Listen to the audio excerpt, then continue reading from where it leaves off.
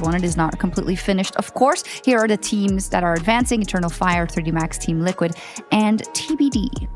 Yeah, I mean, one of the bigger surprises, dare I say it, is 3D Max, doing it in the fashion they did it in. I think they played good Counter-Strike so far, yet to lose a map.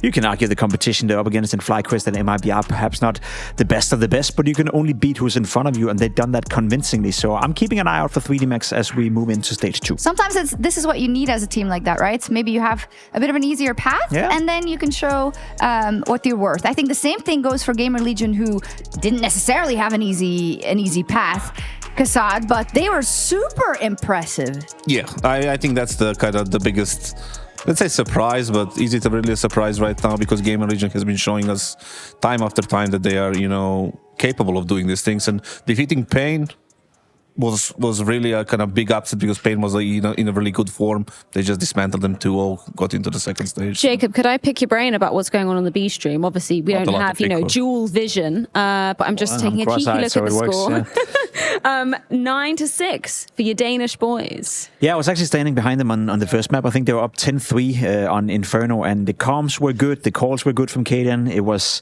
almost didn't believe it, because the past 2 days, I'm not going to lie, if I may be completely blunt and honest, I think Astralis have shit the bed the last 2 days. They have not played good Counter-Strike whatsoever. So for them to even be in this game against Pain, to me, is a little bit disappointing.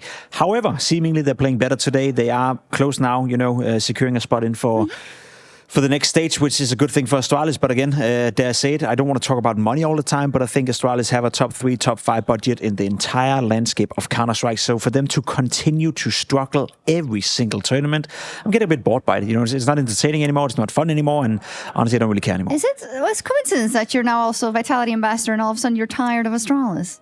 I'm kidding. I know you have nothing to do with this.